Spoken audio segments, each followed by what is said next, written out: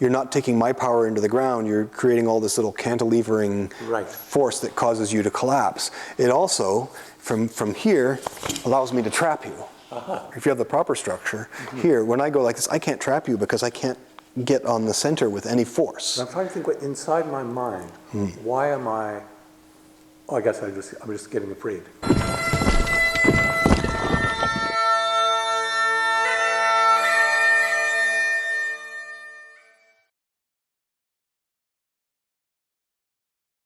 As soon as you get attached to one thing, you forget about the other thing. One door opens and all the others close on your face. There. So this is you following the changes right there. This change gets most people, 99% of the people. I get you in the face like that. Now I only get you there maybe 10% of the time if I do that. There. But if I stick and I change, when you get people who do this really well, a fight very quickly becomes sticking. Just like if you go up against a really good grappler and you're a long-range fighter, the fight very quickly becomes a grappling game. And this is why, of course, the jiu-jitsu guys had such a huge advantage, especially in the early days of the UFC. Nobody trained grappling.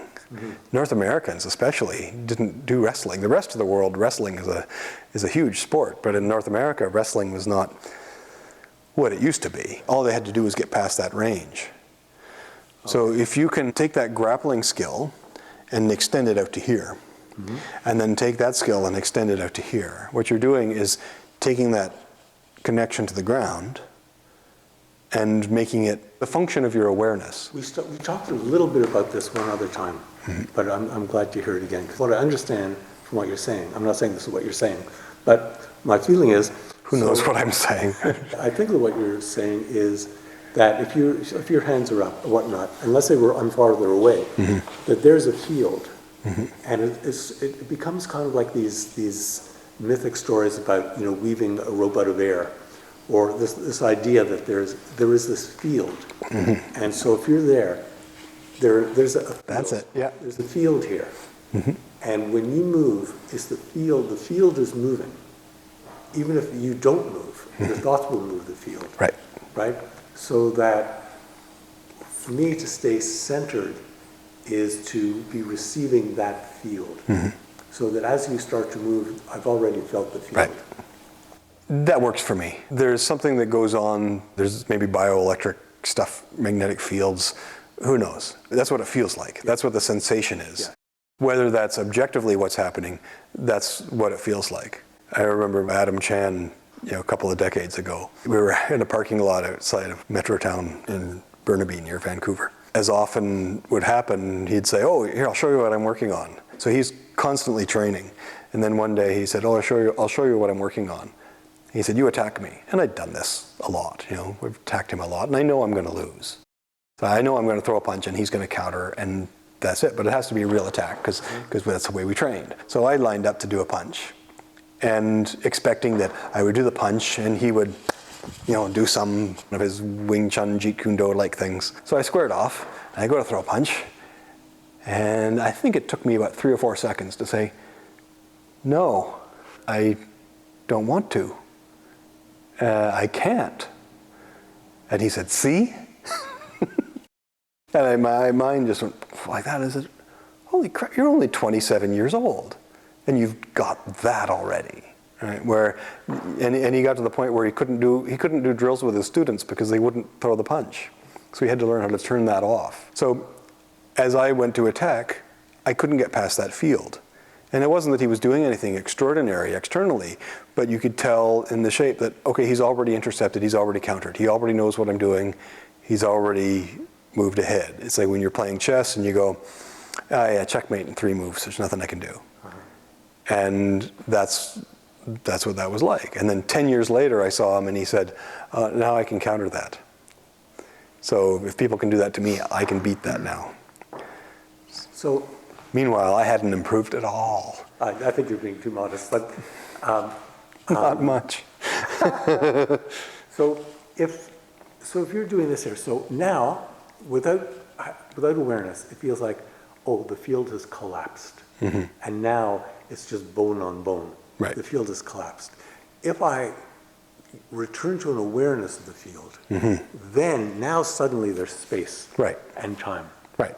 And all of this strength and force that I've got here suddenly becomes fog, and you become the hot knife. And it's just, you said like paper thin, just cutting through. Yeah. There. So the hot knife cutting through fog. That's your nickname now, Hot Knife. So it's either that or Dustin Hoffman. But here, in terms of, to continue this metaphor, so if you do that and if you attack and I go like this, what am I doing? Am I losing my awareness of the field? You immediately start bracing against yourself. So you go from being like this hydraulic flowing thing like water to being like a suspension bridge that's braced against itself. So you're fighting you. Right? And so you're collapsing. You're not taking my power into the ground. You're creating all this little cantilevering force that causes you to collapse. It also, from here, allows me to trap you. If you have the proper structure, here, when I go like this, I can't trap you because I can't get on the center with any force. I'm trying to think, inside my mind, why am I, I guess I'm just getting afraid. Yeah, it's an emotional response. The flinch response. Right. The great thing about the flinch response is that it's fast. The bad thing about the flinch response is that it stops. Once you've flinched, you can't flinch anymore. The flinch is a really quick adaptation that changes everything and creates a coherent structure that recruits as much mass as possible without necessarily connecting it to the ground. The advantage of internal power, soft power, is that you're recruiting the mass of the Earth because you're not fighting against yourself. As soon as you start fighting against yourself, you lose the planet. Okay? Well, that's a big. That's a lot of mass. That's a lot to give up. Yeah, and so when you're doing the form, you're trying to go right to the center of the Earth, so you're recruiting the whole planet, not off to the side, so you're only getting a third of it. Right. And if the other guy has the whole planet behind him and you only have a third of it behind him, he's going to win. Got it. So when we're recruiting mass, we're not doing it by adding effort, we're doing it by reducing effort. And that way we're becoming heavier for you to push against, not adding more effort. The flinch redirects force that comes into your body so that your whole body absorbs the structure rather than just part of it. Right. The flinch is because if you hit my head and the head is not tense or tight, then all you move is the head. And all of this mass, all of this momentum that goes in there goes into a small mass, and my head just gets snapped around and my brain rattles around like so much butter inside a bone jar, like that. But if I tense up, then when you hit the head, then you're hitting that, but my neck connects it to the rest of the body, so I have more mass. Right. So that I don't move as fast. So the tension is to prevent me from being moved by this incoming momentum. If I tense up a lot, then instead of penetrating one part, it then hits this whole mass, so that it doesn't puncture, it doesn't damage, doesn't create this sort of hydrostatic shock. It just gets absorbed by the whole thing. The problem with that is that it's only good for a moment. It's only good for that one impact. So when you fight, you tense up as the punch comes in, but then you're not tense over here. So you have to tense up the whole thing, but then you can't move. Right.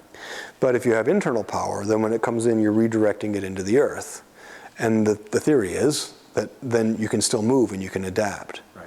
So then you're like the gibbon swinging through the trees. It's got this branch and it's already looking for the next one. Right. And if you punch with this hand, from here, I've taken that one, I'm already looking for the next one. Right. I'm already looking for the changes that are going to happen.